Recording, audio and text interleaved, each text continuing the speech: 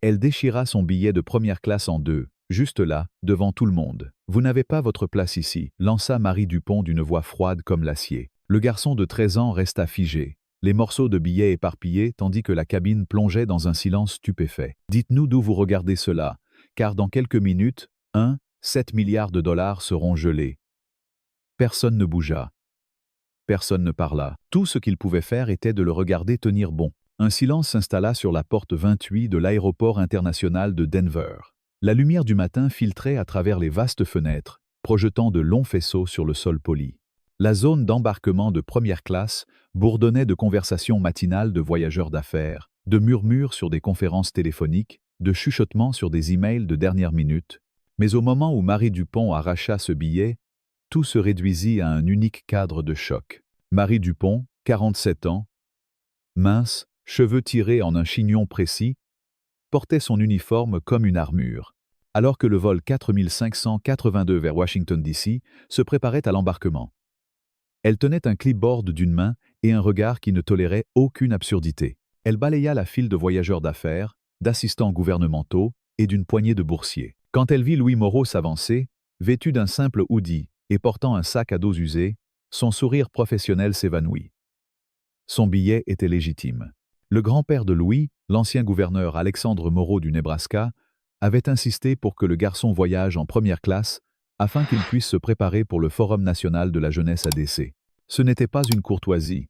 Ils avaient payé plein tarif. Mais Marie traita sa jeunesse comme un défaut à corriger. D'un geste rapide et décisif, elle déchira le billet. Le silence ondula. Un homme d'affaires aux cheveux argentés haleta, serrant son café. Une femme à proximité haleta, agrippant ses perles. Une hôtesse de l'air à mi-chemin sur la passerelle se figea, bouche bée. Le cœur de Louis battait la chamade, mais il ne bougea pas. Il glissa ses mains dans les poches de son gant, s'ancrant avec une inspiration régulière. « Veuillez vous écarter, » dit Marie, voix plate. « Cette cabine n'est pas pour les enfants. Il ne s'y y a pas. »« J'ai un siège valide en première classe, » répondit-il doucement, voix stable, même si ses genoux menaçaient de flancher. Il avait pratiqué le calme, comme son grand-père le lui avait enseigné. Dans son esprit, il repassait ses leçons. « Tiens-toi droit, dis la vérité, mais n'élève jamais la voix. » Les lèvres de Marie se crispèrent d'irritation. « Vous trouverez un siège en économie. Nous avons une rangée vide là, bas. » L'homme d'affaires intervint. « Ce garçon a payé pour ce siège. Il doit y avoir une erreur. » Marie zigzagua son regard à travers les passagers assemblés. « Ce n'est pas une erreur. Les mineurs ne sont pas autorisés à voyager seuls en première classe. Le protocole l'exige. Ils voyagent pour un programme sponsorisé par l'État. » Dit Louis. « Mon grand-père a réservé ce siège pour que je puisse travailler sur ma présentation. » Un murmure courut le long de la file. Louis jeta un coup d'œil aux autres visages. Un jeune cadre en marketing, un colonel de l'armée à la retraite, un cadre en col blanc ajustant sa cravate. Ils regardaient tous, curieux, troublés, un par un, ils activèrent des enregistrements sur leur téléphone, sentant quelque chose d'extraordinaire. Les yeux de Marie flamboyèrent. « Ce n'est pas une négociation. Avancez, s'il vous plaît. » Certains passagers avancèrent en traînant les pieds, mais une poignée s'attarda pour regarder. Pierre Laurent, un entrepreneur français en voyage d'affaires, s'avança, son accent parisien tranchant l'air. « Madame, ce jeune homme a un billet valide. En France, on respecte les droits, même des enfants. » Sophie, une jeune hôtesse aux yeux vifs, observa la scène depuis le fond, notant chaque détail avec une discrétion toute française, rappelant les intrigues des romans de Balzac. Louis inspira calmement, puis tapa sur l'écran de son téléphone. Il ouvrit l'application Clearfly Encore. Une clé numérique pour l'indice national de confiance des passagers. Seul quelqu'un avec ses credensials de délégué Clearfly accordés par son grand-père pouvait activer l'étape suivante.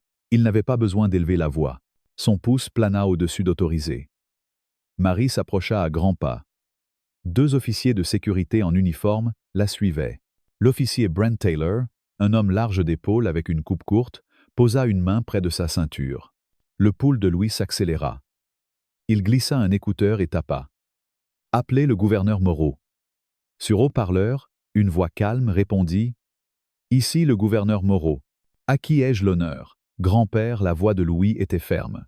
« C'est moi, Louis. J'ai besoin du code 60 d'X-Sept. » Dans la cabine de première classe, des halètements tremblèrent des passagers à bord. le visage de Marie pâlit. Elle recula d'un demi-pas. La mâchoire de Taylor se serra. Toute la cabine tomba dans un silence absolu. Activé, vint la réponse stable du gouverneur Moreau. 47 secondes plus tard, des alarmes retentirent dans les salles de contrôle de 3 grandes compagnies aériennes. Les écrans aux portes clignotèrent en rouge. Les pilotes de 152 vols reçurent des alertes urgentes. Maintenez la position. Attendez vérification éthique. À travers la moitié du pays, les trajectoires de vol retournèrent à leurs portes ou planèrent sur les pistes. Denver, Chicago, Atlanta. Les tours de contrôle firent une pause pour rerouter. À l'intérieur du jet, la bouche de Marie resta ouverte. La posture de Taylor s'effondra. Des hommes et des femmes en tenue d'affaires fixèrent, bouche bée. Louis se tint droit, cligna une fois et glissa son téléphone dans sa poche. Il ne sourit pas. Il n'y avait pas de célébration dans ses yeux. Il permit simplement au silence chargé de remplir la cabine. La porte de la passerelle se ferma, étouffant le tumulte des vols déplacés. Le vol 4582 se comprima en un calme ordonné. Marie déglutit difficilement, vérifiant son badge. Taylor cligna. Incertain comment appliquer tout protocole. Nous devons dégager le passage, parvint enfin Marie à dire. Elle s'écarta, fusillant Louis du regard comme s'il avait brisé tout son monde. Il soutint son regard sans ciller. « Votre siège, dit-il, voix calme. Procédons. » Les passagers s'écartèrent de chaque côté, respirant comme libérés d'un piège. Une femme d'âge moyen enleva ses gants, répétant « Je n'en crois pas mes yeux ». Un homme à lunettes derrière elle ajusta sa cravate comme s'il voulait voir un autre monde. Le colonel à la retraite offrit un hochement hésitant de respect. Pierre Laurent murmura à Sophie « Ce gamin a du cran, comme un vrai Français face à l'injustice. » Louis avança sur la passerelle, chaque pas résonnant dans son esprit. Une fois dans la cabine, les membres d'équipage échangèrent des regards nerveux. Sophie lui donna un petit hochement approbateur. Elle l'escorta vers son siège à la fenêtre, s'assurant que personne n'essaye de l'arrêter. Louis glissa dans le fauteuil en cuir moelleux et boucla sa ceinture. Marie plana dans l'allée, chuchotant à Taylor. Il secoua la tête. Il n'y avait rien qu'il puisse faire.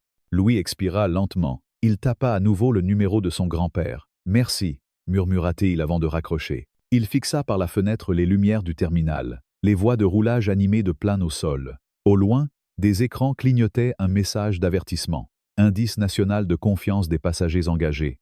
Les hôtesses redressèrent leurs uniformes. La voix du capitaine retentit sur l'intercom, stable et professionnelle. « Bonjour, mesdames et messieurs. Comme vous pouvez le voir, nous connaissons un retard inattendu. Nous vous informerons sous peu. » Personne n'osa protester. Le récit avait changé. À ce moment, 13 sièges plus loin dans l'allée, un garçon en hoodie commandait plus de pouvoir que n'importe quel adulte en costume. Ce n'était pas de l'arrogance, c'était la force tranquille de quelqu'un qui connaissait sa valeur et refusait de capituler. Et tandis que le vol 4582 décollait enfin, la cabine gardait une nouvelle tension mêlée d'émerveillement. Quelque part dans le Nebraska ce matin-là, le gouverneur Moreau sirotait son café, écoutant le flux d'actualité diffuser l'histoire en temps réel. Son petit-fils avait appris la leçon la plus importante. Vous n'avez pas besoin d'élever la voix pour être entendu. Quand le système le reconnut enfin, tout le réseau aérien n'eut d'autre choix que d'écouter. Les moteurs ronronnaient sous Louis tandis qu'il s'installait à son siège près de la fenêtre. À travers le petit hublot ovale de la cabine, la courbure du tarmac luisait sous le soleil matinal de Denver. Il ferma les yeux un instant, prenant une respiration régulière. Le tonnerre des passagers surpris résonnait encore dans son esprit. Mais ici, à 35 000 pieds, le monde semblait momentanément en pause. Louis Moreau n'avait jamais imaginé qu'il commanderait ce genre d'attention. À 13 ans, il avait toujours été tranquille, quelqu'un qui préférait écouter plutôt que parler. Chez lui à Lincoln, Nebraska, ses après-midi tournaient souvent autour des hautes étagères de livres bordant le bureau de son grand-père. Le soleil de fin d'après-midi, coupant à travers les poussières dansantes tandis que le gouverneur Alexandre Moreau parcourait des rapports politiques. Louis se perchait au bord de sa chaise de bureau, gribouillant des notes sur des modèles économiques ou les implications éthiques de l'automatisation en agriculture. Son grand-père jetait un coup d'œil, hochant approbativement, mais offrant rarement plus qu'un doux rappel. Les faits comptent plus que le bruit. Il rouvrit les yeux et jeta un regard autour de la première classe. Les sièges en cuir étaient larges et indulgents. L'équipage de cabine effaçait efficacement les chariots de service. La plupart des passagers évitaient son regard maintenant, jetant des coups d'œil furtifs à la place, certains méfiants, d'autres curieux. Au fond de son esprit, il reconnaissait un sentiment d'inquiétude. Il était la preuve vivante que le privilège et la responsabilité pouvaient se heurter en un seul instant. Chez lui à Lincoln, ses routines avaient été plus simples. Les week-ends signifiaient des visites à des dîners de petite ville avec son grand-père. Des œufs poivrés et des soldats de toast servis sur des assiettes en céramique bleue, suivis de longues promenades dans les jardins du Capitole de l'État du Nebraska. C'est là qu'il apprit comment le gouvernement pouvait sembler à la fois vaste et intime. Une structure tenant ensemble des systèmes étalés pourtant composés d'individus avec des visages et des histoires. Il avait souvent entendu des citoyens se lamenter sur les processus lents ou la bureaucratie. Mais son grand-père lui rappelait que le changement systémique commence par la compréhension, pas la frustration. La mère de Louis était décédée quand il avait 9 ans, une perte si abrupte qu'elle l'avait laissé à la dérive. Son père servait outre-mer avec l'armée américaine, stationné quelque part hors de portée. La responsabilité revint donc à son grand-père, à la fois tuteur et mentor. Le gouverneur Moreau s'était chargé d'instiller en Louis un sens de clarté morale. Le soir, il débattait de questions de bien et de mal. Était-il mieux de briser une règle pour une plus grande cause? Le silence équivalait-il à l'approbation? Ou était-ce parfois un choix stratégique? Ces discussions tardives, lampes vacillant contre des piles de revues politiques, façonnaient le sens de soi de Louis bien plus que n'importe quel cours en classe. Quand la candidature pour le Forum de la jeunesse du Nebraska arriva par courrier, Louis avait fixé l'enveloppe de qualité parchemin pendant des jours avant de décider de postuler. C'était plus qu'une opportunité de bourse pour le camp de leadership de Harvard. C'était une chance de représenter sa communauté sur une scène nationale. Il s'était préparé en mémorisant des données statistiques sur l'inscription des jeunes électeurs dans les districts ruraux, en rédigeant un brief politique sur les inégalités de financement de l'éducation et en compilant des citations d'Abraham Lincoln pour souligner l'héritage de justice de l'État. Son grand-père l'avait regardé, souriant tranquillement avant de poser une main sur son épaule et de dire « Tu es prêt ». Tandis que l'avion grimpait au-dessus des Rocheuses, Louis fit défiler des photos dans son esprit. Le tournoi d'échecs de l'été dernier au centre communautaire de Lincoln, où il avait battu des adversaires 2 fois plus âgés. La bibliothèque, où il avait construit un petit cercle de mentorat pour des enfants plus jeunes luttant avec la lecture, et la nuit passée à coder dans son bureau improvisé à la maison, développant un prototype d'application pour aider les fermiers locaux à surveiller les rendements des cultures. Il avait obtenu un parfait 4, 0 GPA, une poignée de prix de foire scientifique et 2 brevets provisoires pour le prédicteur de récolte du Nebraska. Mais rien de cela n'importait. Ce qui importait était la gravité tranquille d'être pris au sérieux. Et la collision soudaine avec Marie Dupont lui avait rappelé que la plupart du monde s'attendait encore à ce que les enfants se recroquevillent. Un doux carillon de son téléphone coupa ses pensées. Il balaya pour ouvrir l'application Clearfly encore. L'interface était simple, un fond bleu profond, les mots « Indice national de confiance des passagères » brillant en blanc. Sa photo de profil, une image de lui debout à côté de son grand-père lors d'un événement au Capitole, flottait dans le coin supérieur. En dessous, un seul bouton disait « Demandeur autorisation ». Pour l'instant, ce bouton était grisé, verrouillé jusqu'à ce que la commande finale de son grand-père l'active. Il tapa l'icône quand même, doigts effleurant le verre comme s'il pouvait jaillir à la vie avec une nouvelle initiative de mise à jour logicielle. Il se rappelait le jour où son grand-père le lui avait remis, pressant la petite carte dans la paume de Louis. « Considère cela comme une boîte à outils », avait dit le gouverneur Moreau. « Pas un cadeau, une obligation. Si tu vois jamais une injustice dans les airs ou sur terre, tu as à la fois le droit et la responsabilité d'agir. Ce système est fragile et tu es l'un des rares qui peut le garder honnête. » Louis tapa le bord de son téléphone. Il était encore la seule personne à bord de cet avion de moins de 10 à 8 ans qui avait ce niveau d'accès. La plupart des adultes n'avaient aucune idée qu'un tel outil existait, sans parler qu'un enfant pouvait le manier. La réalisation fit se serrer sa poitrine. Il glissa son téléphone dans la poche de son hoodie, le cœur s'installant dans un rythme régulier. Il n'avait pas agi pour punir, il avait agi pour préserver l'intégrité. Un doux coup à son accoudoir attira son attention. C'était Sophie, la jeune hôtesse de tout à l'heure, se penchant avec un hochement sympathique. « Monsieur Moreau, puis-je vous offrir quelque chose? De l'eau? Du café ?» Louis secoua la tête. « Non, merci. Je vais bien. » Il offrit un bref sourire poli. Sophie le lui rendit, puis continua avec son chariot de service. Les passagers plus âgés, sentant un changement, reprirent une conversation polie, bien que beaucoup gardent leur voix basse, comme effrayés de perturber l'équilibre fragile que Louis avait établi. Il s'adossa contre le siège rembourré, fermant à nouveau les yeux. Des images des dernières 24 heures jouaient en boucle infinie. L'expression froide de Marie, le moment où son billet se déchira, et le silence de la cabine tandis qu'il passait cet appel fatidique. La peur était venue et partie en un battement de cœur, remplacé par quelque chose de plus fort, un calme inattendu. Il sentait comme si chaque leçon précise que son grand-père lui avait jamais enseignée coalesçait en ce seul moment suspendu. Dans le siège devant lui, Pierre Laurent se pencha vers la fenêtre pour enregistrer discrètement une vidéo avec son téléphone, murmurant en français. C'est comme une scène de Victor Hugo, le petit contre les puissants. Louis ne scia pas maintenant que l'indice national de confiance des passagères était actif. L'épingle au revers de l'homme avec l'insigne d'Atlantic Global Airways était toute la preuve nécessaire. La politique n'avait pas été pleinement implémentée à l'échelle nationale encore, mais aujourd'hui elle fonctionnait parfaitement, rapidement et sans pitié pour les violations de protocole. Les lumières de la cabine s'atténuèrent tandis que le vol 4582 se stabilisait. Une voix enregistrée invita les passagers à s'adosser, se détendre ou travailler confortablement. L'atmosphère de la cabine s'adoucit en un bourdonnement étouffé, ponctué par le cliquetis occasionnel de couverts ou le froissement de journaux. Louis expira tranquillement.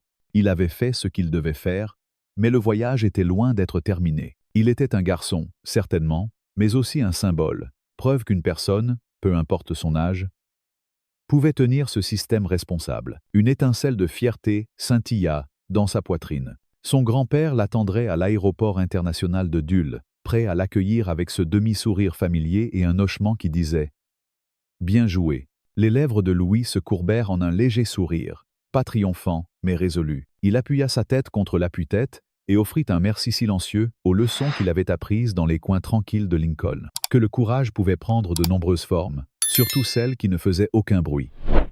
Dehors par la fenêtre, le soleil montait plus haut au-dessus des nuages, les peignant en or doux. À l'intérieur de la cabine, le vol 4582 volait, portant un garçon dont la résolution venait de décaler les dynamiques de pouvoir d'une entière industrie. Et avec chaque 1000 passants, cette vérité s'installait plus fermement dans l'esprit de Louis. Parfois le changement le plus profond arrive quand on reste immobile face à l'injustice. Soudain, un flashback envahit son esprit, rappelant les soirées chez son grand-père, où Alexandre, influencé par ses racines françaises, un amour pour le vin de Bordeaux et les maximes de Voltaire, lui enseignait « Il faut cultiver notre jardin ». Mais avec une twist. Cultiver la justice comme un vignoble, avec patience et fermeté. Ces moments, imprégnés de culture française, avaient forgé son caractère, lui apprenant que la vraie élégance était dans la retenue, comme un bon vin qui mûrit en silence. Pierre Laurent, sentant la tension, s'approcha discrètement et murmura « Courage, jeune homme. C'est comme la Révolution.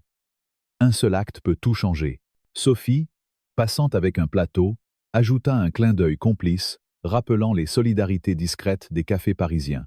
Le vol décolla enfin, l'air chargé d'une eau mêlée de tension, comme si l'esprit français de liberté avait imprégné cette cabine américaine. Les ondes de choc se propagèrent comme une tempête sur l'océan Atlantique, où les vents impitoyables rappellent les révoltes de la Révolution française, balayant les injustices avec une force inexorable. À bord du vol 4582, tandis que l'avion survolait les vastes plaines du Midwest, Louis Moreau, assis à son siège près du hublot, sentait encore l'écho de l'incident vibrer dans l'air confiné de la cabine. Le silence n'était plus celui du choc initial, mais un murmure chargé de spéculation, comme dans un salon parisien où l'on discute des intrigues de cour sous Louis XIV. Les passagers, tels des philosophes des Lumières, échangeaient des regards et des commentaires discrets, évoquant la dignité humaine que Voltaire avait défendue avec tant de ferveur dans ses écrits. Pierre Laurent, l'entrepreneur français qui avait intervenu plus tôt, s'approcha discrètement de Louis, un verre de vin rouge à la main, un Bordeaux qu'il avait demandé à Sophie pour apaiser les nerfs. « Mon jeune ami, » dit-il avec un accent chantant qui rappelait les boulevards de Paris, « vous avez tenu bon comme un vrai stoïcien. En France, nous dirions que vous avez cultivé votre jardin, comme le conseillait Candide. Mais ici, dans ce ciel américain, vous avez planté les graines d'une révolution éthique. » Louis hocha la tête, un sourire modeste aux lèvres, se rappelant les leçons de son grand-père Alexandre, imprégné de cette culture française qu'il chérissait, des soirées passées à déguster du fromage et du vin, tout en débattant des idées de Rousseau sur l'égalité. Sophie, la jeune hôtesse, passa près d'eux, offrant un plateau de fromage. Un clin d'œil subtil à la gastronomie française qui adoucissait l'atmosphère tendue. Mais au-delà de la cabine, le chaos s'amplifiait. Dans les centres de contrôle aérien, des alarmes retentissaient comme les cloches de Notre-Dame appelant à la révolte. À Denver, les écrans rougeoyaient, indiquant un gel massif. 152 vols immobilisés, des pistes figées comme un tableau de monnaie sous une couche de glace. Les pilotes, frustrés, tapaient sur leur console, marmonnant des jurons qui auraient fait rougir un marin breton. Les équipes au sol se démenaient, huchant les passagers vers des bus improvisés, réorganisant les connexions avec une efficacité toute cartésienne. Mais le système entier était paralysé, rappelant comment une simple étincelle peut enflammer une poudrière, comme lors de la prise de la Bastille. À O'Hare, à Chicago, les runways passèrent en mode revue prioritaire. Les tableaux d'affichage clignotant « Retard, vérification éthique en cours », provoquant des gronds collectifs parmi les voyageurs, qui, comme des Parisiens en grève, exprimaient leur mécontentement avec une éloquence passionnée. Un homme d'affaires en costume, serrant sa mallette, murmura à son assistant « Nous devons arriver à DC pour l'audience, mais ce gamin a tout arrêté. C'est comme si un David français avait terrassé Goliath avec un simple appui sur un bouton. » De retour sur le vol, Marie Dupont, reléguée à la galée, sentait la panique monter comme une marée haute sur la Seine. Elle avait overheard Sophie chuchoter « Override éthique nationale. Le vol est signalé. » Son cœur battait la chamade, réalisant que ce n'était plus une affaire de siège, mais un protocole fédéral, implacable comme la justice de Robespierre. Dans la cabine, les murmures se transformaient en discussions animées. Une femme, 2 rangées devant, tapa furieusement sur son téléphone, live-streamant sous le titre « Garçon de Denver défie l'hôtesse, 150 vols arrêtés ». Ses followers bondissaient, évoquant les salons littéraires où les idées se propageaient comme la poudre. Un enseignant à la retraite enregistra la scène, secouant la tête. Jamais vu cela, c'est comme une page de Hugo, le misérable contre le système. Louis, observateur silencieux, repensait à son appel vidéo avec son grand-père juste après l'activation. L'écran s'était allumé, révélant Alexandre dans son bureau de Lincoln, une bouteille de vin français ouverte à côté, un livre de Voltaire ouvert sur la table. « Louis, mon garçon », avait dit Alexandre d'une voix mesurée, imprégné de cette sagesse française qu'il avait héritée de ses ancêtres normands, « tu as tenu ferme, debout ferme, comme le disait Voltaire dans ses combats pour la tolérance. Souviens-toi, la vraie force est dans la raison, pas dans le cri. Ce système, fragile comme une porcelaine de Sèvres, a besoin de gardiens comme toi. » Louis avait hoché, discutant de la philosophie. « Grand-père, c'est comme il faut cultiver notre jardin, mais ici, le jardin est la justice aérienne. » Alexandre avait souri, sirotant son vin. « Exactement, et tu as semé les graines. Maintenant, laisse-les germer. » Cette conversation, ancrée dans la culture française de réflexion et d'élégance, avait renforcé sa résolution. Pendant ce temps, les médias s'emparaient de l'histoire. Élise Moreau, une journaliste française basée à New York, une cousine lointaine d'Alexandre, connue pour ses reportages incisifs sur les injustices, comme ceux sur les Gilets jaunes, fut la première à diffuser un article. Un garçon de 13 ans gèle 7 milliards, la révolte éthique dans les airs. Élise, avec son flair parisien, contacta immédiatement Alexandre pour une interview, ajoutant une dimension transatlantique à l'affaire, rappelant comment les idées françaises d'égalité avaient inspiré la Déclaration des droits de l'homme. À l'aéroport, Jacques, un agent de sécurité d'origine française, avait tenté d'intervenir plus tôt, murmurant à Taylor « Laissez le gamin, c'est comme ignorer la liberté guidant le peuple. » Mais maintenant, Jacques observait le chaos depuis la tour, secouant la tête avec un soupir gaulois. L'enquête interne débuta rapidement. Dans une salle de réunion à Denver, des exécutifs se réunirent, table jonchée de café et croissants, un touche française pour apaiser les nerfs. Le manager aboya « Contactez la FAA ». Sur l'écran, le visage de Louis, calme comme un portrait de David, dominait. De retour en vol, Louis reçut un message d'Élise. « Bravo, cousin. Ton acte est comme une nouvelle Bastille. Je couvre l'histoire pour le monde. » Cela le fit sourire, reliant son action à l'héritage français de résistance. À Atlanta, les tableaux effaçaient des vols, un pilote murmurant « Un gamin a fait ça. » Les économistes calculaient 7 milliards en limbo. Headlines surgissaient. Gel éthique, la victoire d'un jeune. Alexandre organisa une conférence de presse à Lincoln, flanqué d'Élise via vidéo. Mon petit-fils a agi avec la dignité d'un philosophe français, déclara-t-il. Nous proposons la charte Moreau, inspirée des principes de Voltaire. Protection pour les mineurs, audit éthique, transparence comme dans une république éclairée. Les reporters applaudirent, l'atmosphère chargée d'un esprit révolutionnaire. Élise ajouta, c'est un appel à l'égalité, traversant l'Atlantique. Jacques, depuis l'aéroport, envoya un message anonyme de soutien. Tandis que l'avion approchait d'Essé, Louis se prépara pour l'audience, son esprit empli de triomphe calme, comme un vin français mûrissant à la perfection. La charte était en route, et avec elle, un changement profond. Ancré dans la culture française de justice et de raison, le vol atterrit enfin à Dule, sous un ciel crépusculaire qui rappelait les soirs d'été en Provence. Louis descendit, accueilli par Alexandre qui l'étreignit avec une émotion contenue, à la française. « Tu as tenu bon, mon garçon. Maintenant, préparons le témoignage. Élise arrive demain pour nous aider. » Ensemble, ils marchèrent vers la voiture, discutant de Voltaire et de comment une simple fermeté pouvait renverser des empires. Élise, atterrissant le lendemain, apporta des croissants frais et des idées incisives. « Ton histoire est comme Les Misérables, un enfant contre le système. Utilisons-la pour pousser la charte. » Dans une suite d'hôtels surplombant le Potomac, ils répétèrent, Alexandre citant Rousseau. « L'homme est né libre, et partout il est dans les fers. Mais toi, tu as brisé quelques chaînes. » Jacques, ayant entendu l'histoire, envoya un bouquet anonyme avec une note, de la part d'un compatriote, « Vive la résistance !» L'enquête FAA avançait. Des témoins comme Pierre et Sophie témoignant. Leur récit teinté d'admiration française pour la dignité. Les médias bouillonnaient, Élise publiant des articles qui liaient l'incident à l'héritage des Lumières. Louis, méditant, se rappelait les dîners avec son grand-père, où le vin coulait et les idées volaient, préparant ce moment. Demain, l'audience. Une étape vers la charte Moreau. Un triomphe silencieux, inspiré par la culture française de réflexion et de révolte mesurée. Au fur et à mesure que les heures passaient, les effets se multipliaient. Des aéroports comme Hartsfield-Jackson voyaient des passagers protester avec une éloquence rappelant les discours de Danton. Élise, en reportage, interviewa Pierre par téléphone. C'était comme voir un David contre Goliath, mais avec un âpe au lieu d'une fronde. Sophie, de son côté, confia à un collègue. Ce garçon a l'âme d'un philosophe, calme comme Montaigne face à l'adversité. Alexandre, dans une interview avec Élise, évoqua « Louis incarne l'esprit français que j'ai hérité. La raison triomphe sur la force brute. La charte protégera les vulnérables, comme les idéaux de la République. » Jacques, l'agent de sécurité, contacta discrètement Élise pour un témoignage anonyme, ajoutant une couche d'intrigue. Louis, préparant son discours, intégra une citation de Voltaire.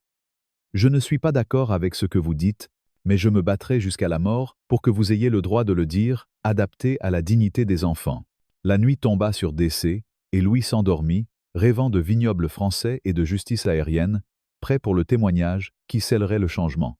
Le lendemain matin, l'audience approchait. Alexandre et Louis prirent un petit déjeuner français, café au lait et croissants fournis par Élise. « Souviens-toi, dit Alexandre, la fermeté est une vertu française. Debout ferme, comme tu l'as fait. » Élise ajouta, « Ton histoire touche les cœurs, comme un roman de Zola exposant les injustices. » Jacques envoya un message d'encouragement. « De l'ombre, je soutiens. Vive la liberté. » Pierre, depuis son hôtel, appela pour souhaiter bonne chance. « Tu es un héros moderne, mon ami. » Sophie, en vol, pensa à lui avec admiration. La salle du Congrès s'emplit, l'air chargé d'anticipation, comme un théâtre avant une pièce de Molière. Louis, cœur battant mais résolu, était prêt à témoigner, portant l'héritage français de justice dans chaque mot.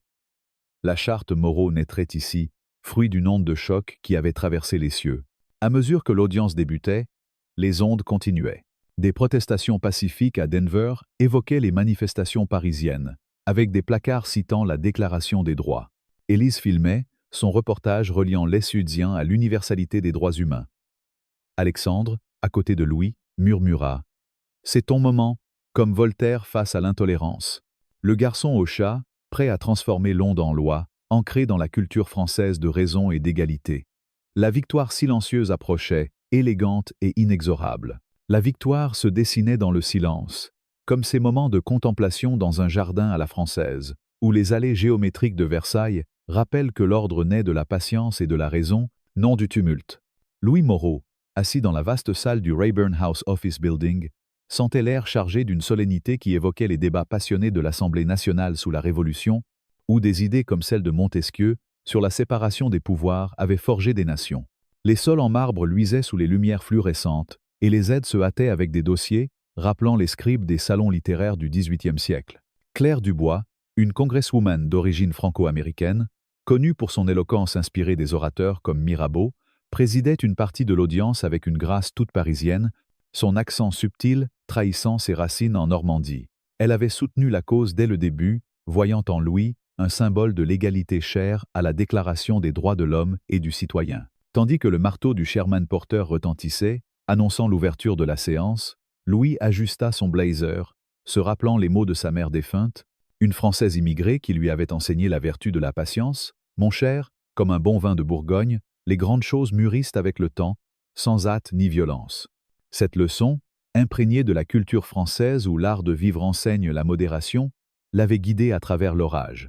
Le Sherman Porter, d'une voix ferme, déclara « Nous examinons aujourd'hui les protocoles de la FAA sur la non-discrimination et les droits des mineurs. Notre témoin principal est M. Louis Moreau, qui, à 13 ans, a déclenché une revue éthique nationale. » Les murmures s'élevèrent comme dans un opéra de Bizet où la tension monte avant le crescendo. Louis s'avança au pupitre, son cœur battant au rythme d'une valse viennoise, mais sa voix resta stable, mesurée, sans trace d'hésitation juvénile. « Merci, Monsieur le Président. Et merci aux membres du comité. » Commença-t-il. « J'ai embarqué sur le vol 4582 avec un billet valide en première classe. Quand l'hôtesse Marie Dupont a déchiré mon billet et m'a relégué en économie, simplement à cause de mon âge, j'ai activé l'override éthique. Cette action a gelé 152 vols et lancé une revue de 1,7 milliard de dollars. » Il posa, laissant les mots s'imprégner, comme un philosophe des Lumières exposant une vérité universelle. Claire Dubois ajusta ses lunettes, son regard perçant rappelant celui de Simone de Beauvoir, défendant les opprimés. « Monsieur Moreau, comment vous êtes-vous senti ?» demanda-t-elle, sa question teintée d'une empathie française pour les vulnérables. Louis répondit, embarrassé et en colère, « Mais je me suis rappelé les leçons de mon grand-père. Parfois, rester immobile est plus fort que crier, comme Voltaire l'enseignait dans sa quête de tolérance. Je voulais protéger ma dignité et celle des autres enfants. » Un hush tomba, ponctué par le clic des stylos des reporters, évoquant les scribes notant les discours de Diderot. Élise Moreau, la journaliste cousine, assise au fond, filmait discrètement son reportage pour Le Monde reliant l'affaire à l'héritage français des droits humains. Henri Leclerc, le CEO d'Atlantic Global Airways, s'avança ensuite, escorté par son conseil, son expression mesurée comme celle d'un diplomate gaulien. Membre du comité, nous reconnaissons l'erreur. Nous soutenons la charte Moreau et allouons 50 millions pour des formations éthiques, inspirées des principes d'égalité républicaine. Claire intervint. Monsieur Leclerc, comment garantirez-vous que cela ne se reproduise pas? Henri, avec un accent lyonnais subtil, répondit. Avec des auditières, comme dans une démocratie transparente. Louis posa une question pointue. Si les profits priment, comment l'éthique survivra? Henri hocha. Par des sanctions immédiates, nous ne compromettrons pas. Le Sherman conclut. La charte Moreau est adoptée en principe. Applaudissements retentirent. Comme à l'Opéra Garnier. Dehors, des protestataires acclamaient, brandissant des pancartes évoquant liberté, égalité, fraternité dans les airs. Louis rencontra les Pearson, le couple âgé de son vol, qui s'excusèrent humblement. Nous avons appris, comme dans une fable de La Fontaine, Zoe Washington, upgradée, le serra dans ses bras. Tu as changé le monde, kid. Plus tard, sur un vol de retour, diversifié avec des hôtesses de toutes origines, Louis s'installa, observant Diana Wilson diriger avec une élégance française. Le capitaine l'invita au cockpit. Votre histoire est enseignée, comme un chapitre de l'encyclopédie. Louis sourit, réfléchissant à l'héritage français. Liberté comme chez Rousseau, égalité comme chez Tocqueville. Sa mère lui avait enseigné la patience, son grand-père la fermeté, tandis que l'avion survolait les nuages, il murmura une citation de Voltaire. Jugez un homme par ses questions plutôt que par ses réponses. La charte transforma l'industrie, interdisant les discriminations, imposant des audits comme dans une république juste. Des aéroports intégraient des modules éthiques. Des formations citaient des philosophes français. Élise publia un livre, Le billet déchiré, une révolution silencieuse, best-seller reliant l'affaire à l'esprit des Lumières. Claire Dubois poussa des lois similaires en Europe. Henri Leclerc réforma sa compagnie avec des touches françaises, vins en vol pour apaiser. Jacques envoya un vin de Bordeaux en cadeau anonyme. Pierre Laurent invita Louis à Paris pour un dîner au Ritz, discutant d'affaires éthiques. Sophie devint chef-hôtesse, promouvant la diversité. Dans son jardin à Lincoln, Alexandre sirota un vin avec Louis. Tu as cultivé la justice. Louis, maintenant symbole, voyagea souvent, voyant des changements, enfants respectés, cabines inclusives. L'industrie aérienne, autrefois rigide, devint un modèle d'égalité, comme la France post-révolutionnaire. La victoire silencieuse résonnait, prouvant que tenir ferme, comme un Français face à l'injustice, change le monde. Des mois plus tard, Louis revint à Denver, embarquant sans incident, observant la diversité. Hôtesse de tous horizons, passager traité avec courtoisie, Diana l'accueillit. « Bienvenue, Monsieur Moreau, votre charte a tout changé. » Dans le cockpit, Maria Chavez dit « Votre override est standard maintenant, comme un droit inaliénable. » Zoé, à bord, murmura « Pas de PR, de vraies métriques, économie grâce à moins de plaintes. » Les Pearson, upgradés, s'excusèrent à nouveau. Louis, fixant les nuages, pensa à sa mère. La patience, comme un vignoble, porte fruit. L'héritage français, liberté, égalité, imprégnait chaque vol. La charte s'étendit, influençant l'Europe, Claire Dubois la promouvant à Bruxelles. Henri investit dans des formations inspirées de l'école des hautes études. Élise couvrit des cas similaires, citant Louis comme précurseur. Jacques devint formateur en sécurité éthique. Pierre fonda une start-up aérienne éthique. Sophie mena des workshops sur la tolérance. Alexandre, fier, organisa un dîner français pour célébrer. Louis, adolescent, devint orateur, citant Rousseau. L'homme est né libre. Le monde aérien, transformé, portait l'empreinte d'un garçon qui avait tenu bon, silencieusement victorieux, comme un phare français illuminant les cieux. Et ainsi, l'histoire se clôt, avec un message éternel. Face à l'injustice, la fermeté silencieuse, ancrée dans la culture de raison et d'humanité, triomphe toujours.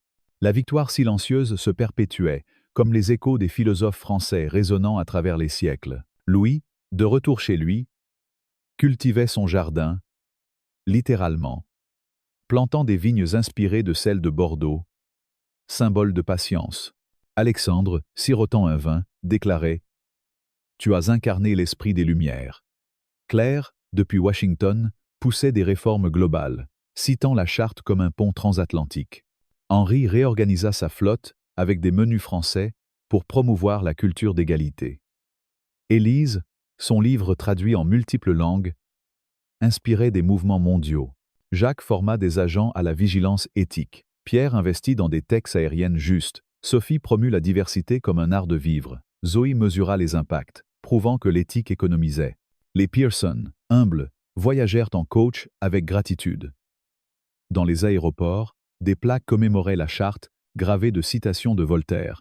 Louis, grandissant, voyagea en Europe, visitant Versailles, sentant le lien avec son héritage. À Paris, il dîna avec Pierre, discutant de Rousseau devant la Seine. La charte s'étendit à l'international, influençant l'ONU. L'industrie aérienne devint un modèle de fraternité, où chaque passager, comme dans une république idéale, était égal. Louis, symbole vivant, prouva que la victoire silencieuse, forgée dans la culture française de raison et de dignité, endure pour toujours. Fin. L'histoire de Louis Moreau dans Le billet déchiré n'est pas seulement un récit d'un adolescent défiant un système rigide dans les airs. C'est une parabole moderne, ancrée dans la culture française, qui résonne comme les maximes de Voltaire ou les réflexions de Rousseau sur la justice et l'égalité. Cette épopée, empreinte de l'élégance et de la fermeté française, nous invite à méditer sur des valeurs universelles et à les appliquer dans notre quotidien avec la même dignité que Louis a incarnée face à l'injustice. À travers cette analyse, nous explorerons les sentiments que cette histoire suscite, les leçons qu'elle enseigne, et comment ces leçons, inspirées par l'esprit des Lumières, peuvent transformer nos vies, tout comme un vin de Bordeaux mûri avec le temps pour révéler sa profondeur. L'histoire de Louis évoque une palette d'émotions, comme un tableau impressionniste où chaque coup de pinceau révèle une nuance nouvelle. D'abord, il y a l'indignation, un sentiment familier à tout Français qui chérit la liberté et l'égalité face à l'injustice subie par un jeune garçon dont le billet est déchiré simplement en raison de son âge. Cette scène, où Marie Dupont, avec une froideur presque bureaucratique, nie à Louis sa place légitime, rappelle les abus de pouvoir contre lesquels les révolutionnaires français se sont dressés en 1789. On ressent une colère contenue, semblable à celle qui anime les personnages de Victor Hugo dans Les Misérables, face à une autorité qui méprise les droits fondamentaux. Mais cette indignation cède rapidement la place à l'admiration. Louis, à seulement 13 ans, incarne une force tranquille, un stoïcisme digne de Montaigne, qui écrivait « La plus forte des vertus est celle qui se manifeste dans le calme. Sa décision de ne pas crier, de ne pas s'effondrer, mais d'activer l'override éthique avec une précision presque chirurgicale, suscite un respect profond. Cette retenue, si française dans son essence, évoque l'élégance d'un jardin à la française, où chaque élément est soigneusement ordonné pour créer un impact durable. On admire également son courage, un courage non pas bruyant, mais silencieux, comme celui des résistants français, qui, dans l'ombre, ont défié l'oppression avec une dignité inébranlable. Enfin, l'histoire inspire une lueur d'espoir. La victoire de Louis, avec l'adoption de la charte Moreau, rappelle que le changement est possible, même face à des systèmes rigides. Cet espoir est teinté de l'optimisme des Lumières, où des penseurs comme Diderot croyaient en la capacité de l'humanité à progresser par la raison. Chaque passager, de Pierre Laurent à Sophie, devient un témoin de cette transformation, un peu comme les spectateurs d'un théâtre de Molière, applaudissant une vérité révélée. Cette histoire nous touche parce qu'elle reflète notre désir commun de justice, un idéal ancré dans la culture française, où la devise « liberté, égalité, fraternité » n'est pas un simple slogan, mais un appel à l'action. L'histoire de Louis offre plusieurs leçons, chacune résonnant avec les valeurs françaises de réflexion, de dignité et de responsabilité. Premièrement, elle nous enseigne l'importance de la fermeté face à l'injustice. Comme Louis, qui a tenu bon sans élever la voix, nous devons apprendre à défendre nos droits avec calme et raison. Voltaire, dans sa lutte contre l'intolérance, nous a montré que la plume est plus puissante que l'épée. Louis, avec son simple appui sur un bouton, prouve que la technologie, maniée avec intention, peut être une plume moderne. Dans nos vies, cela signifie affronter les injustices, qu'il s'agisse de discrimination au travail, d'inégalités dans nos communautés ou de préjugés dans nos cercles sociaux, avec une clarté morale et une résolution mesurée. Deuxièmement, l'histoire souligne la valeur de la patience. Comme un vigneron français qui attend des années pour que son vin atteigne la perfection, Louis a agi avec une patience stratégique, laissant le système réagir à son geste. Cette leçon, héritée de la culture française où l'art de vivre célèbre la lenteur et la réflexion, nous encourage à ne pas céder à l'impulsivité. Dans nos relations personnelles ou professionnelles, prendre le temps de réfléchir avant d'agir, comme Louis l'a fait en consultant son grand-père, peut transformer un conflit en une opportunité de changement. Troisièmement, l'histoire met en lumière la puissance de la solidarité. Pierre Laurent, Sophie, Élise et même Jacques, chacun à sa manière, a soutenu Louis, rappelant la fraternité française qui unit les individus face à l'adversité. Cette solidarité, si présente dans les cafés parisiens où les idées s'échangent autour d'un verre, nous enseigne qu'aucune lutte ne se gagne seule.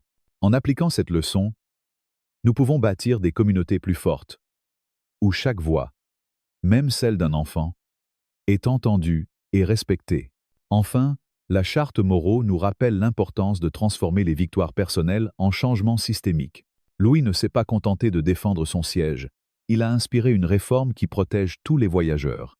Cette approche, digne des réformes de la Révolution française, nous pousse à réfléchir au-delà de nos intérêts individuels pour créer un impact collectif, que ce soit en plaidant pour des lois plus justes ou en promouvant l'inclusion dans nos environnements. Comment appliquer ces leçons dans nos vies, avec l'élégance et la profondeur de la culture française?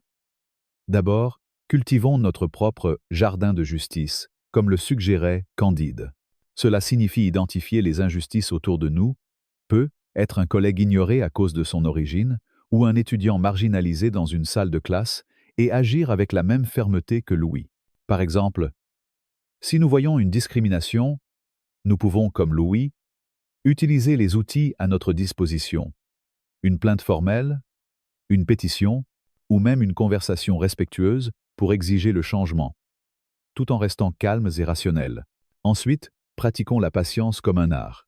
Dans un monde où tout va vite, adopter la lenteur française, comme lorsqu'on savoure un repas en plusieurs plats, peut nous aider à prendre des décisions plus réfléchies. Face à un conflit, au lieu de réagir immédiatement, prenons une pause, comme Louis l'a fait avant d'appeler son grand-père, pour évaluer nos options et agir avec précision. La solidarité, quant à elle, peut se manifester dans les petites actions quotidiennes. Inviter un voisin à partager un café, écouter un collègue en difficulté ou soutenir une cause locale, comme on le ferait dans un village français où la communauté est au cœur de la vie, renforce les liens humains. Nous pouvons aussi nous inspirer de Sophie, qui a offert un discret soutien à Louis, pour agir comme des alliés silencieux mais puissants pour ceux qui luttent. Enfin, pour créer un changement systémique, nous devons penser comme des philosophes des Lumières.